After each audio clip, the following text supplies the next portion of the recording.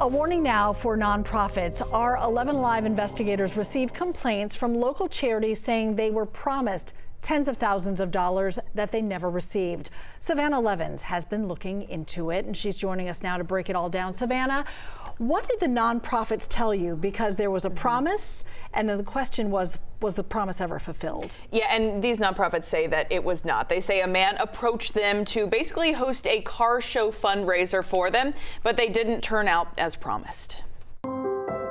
Just in that little circle, there's 70,000 families that have at least one special needs child. Stacy Georges has a vision. To be able to help all those people to get rest. Her wildest dreams tacked to a board. I had one of Tyler Perry, I will invest.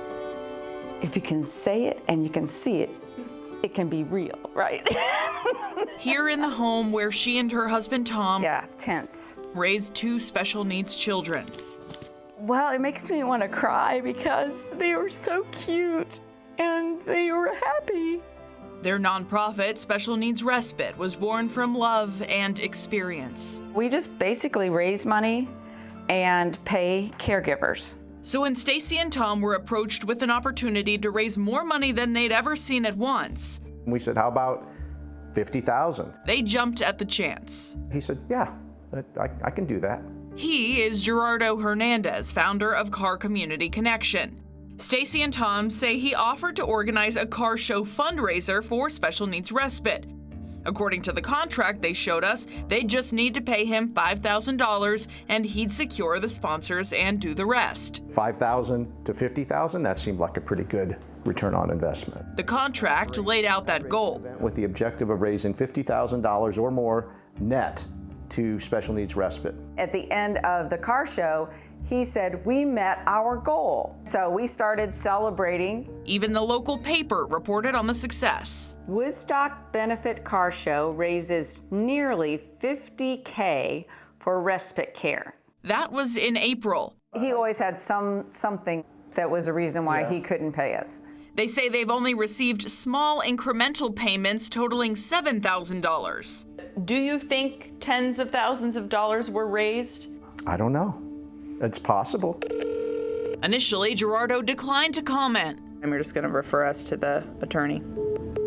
Later, sending an emailed statement saying, my goal has always been to bring people together through cars and community to make a positive difference. As we dug further, we found more nonprofits with nearly identical stories. Unfortunately, it was based on trust. The Rotary Club of Woodstock and Keystone Village of Forsyth said they too were promised around $50,000 from Gerardo's car shows, showing us near identical contracts. They told 11Alive they were only able to recoup their initial $5,000 investment after months of effort. He promised this check like a check's in the mail, but there ain't no check coming. And of the sponsors touted on Gerardo's website, What's been the kind of extent of your involvement? none reported making any significant charitable donations. Appreciate you putting us on my radar. Do you ever think you're going to see that full amount? No, I don't think so. A tough blow to the nonprofit's books, the loss of expected money. Hundreds of hopeful families back on the wait list. I would like to do more. And Stacy's board of dreams unrealized. In terms of lessons, if it seemed too good to be true. So you know what they say, if it seems that way, probably is. The financial toll and the emotional toll here, I guess the big question is, was that much money really raised? Yeah, that's the question, right? You know, did they actually raise that much money, and is it an issue of overpromising something and maybe they just couldn't raise that much, or did they actually raise tens of thousands of dollars, and if so, you know, where is it? Here's a bit more of that conversation I had with the Georges about their understanding of it all. The attendees who aren't part of his club pay a certain amount just to get into the event. And Yeah, but it's not enough to make $50,000. It's only like $20 per car. Yeah, so it's not that, there's not that much money that comes in the day of the event.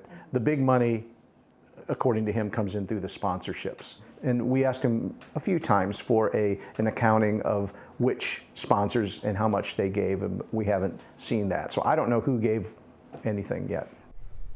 So they did get some of the money back, right? Right, definitely not $50,000 like they were told was raised, but all three nonprofits I spoke with did say that they were able to recoup their initial $5,000 investment, and in the Georges case, even a couple thousand more than that. But in each case, they say even that took several months of pressure and calling and emails. And now that we've looked at the timelines, a pattern kind of arose of one nonprofit getting a check around the same time another nonprofit submitted that kind of deposit. Cheryl. So when they asked Gerardo about the money they were promised, what did he tell them?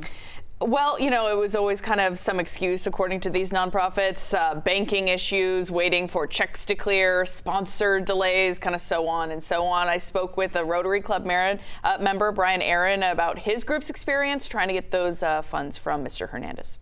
He promised this check, like a check's in the mail, and then now they're sending me a certified check, and so finally we find out it's supposedly coming from the owner, whoever owns the outlet mall, whatever big corporation. So Gary Alpert gets all of them to thank him for such a huge donation, and they don't have a clue what he's talking about. I mean, they know Gerardo, but there ain't no check coming. Just a lot of questions still hanging. What would you say is the major takeaway from the story and the investigation that you've been doing? Well, so these nonprofits, at the end of the day, they didn't have a big net loss, right? I mean, they got their $5,000 investment back, so they didn't lose any money. They say they weren't scammed out of anything necessarily, but they do say that they want other groups and nonprofits to make sure that they don't have to go through the same pains that they did with this. Stacey Georges put it pretty well in our interview. Fortunately for us, we weren't depending on, we have other ways that we've been able to raise revenue. If there's a nonprofit out there that sees this, and when we first saw it, we thought, wow, we could have this one event and we wouldn't have to have any other fundraising events. That was something that we thought this would be great, and the work we would have to do would be minimal because we would pay them to do it. And so I'm sure there's other nonprofits that if they saw this, they would say, okay, we're going to budget this in to our revenue for the year, and they will be disappointed if they experience something similar to us. Yeah, they're trying to do really good work for an important reason, so the hurdles are just more frustrating than anything. Well, they had the show and they said, oh, we raised $50,000. So the Georges are going home and calling families and saying, hey, we're going to be able to cover, you know, special needs respite care for you, and then having to make those calls back and say, sorry.